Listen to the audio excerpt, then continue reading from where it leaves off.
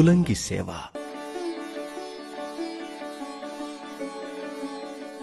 వివిధాలు, విచిత్రాలు, సుగంధాలు, రమణీయాలైన పుష్పమాలలతో శ్రీవారికి వస్త్ర రూపంగా, ఉత్తరీయ రూపంగా, ఆభరణ రూపంగా, కిరీట రూపంగా, శంఖచక్ర రూపంగా శ్రీవారి తిరుమేనును అంతటా పుష్పమయంగా అందంగా అలంకరిస్తారు.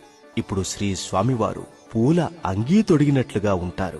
కోటి రెట్ల సౌందర్యంతో సాక్షాత్తు మన్మథాకారునిగా దర్శనమిస్తారు మనకు.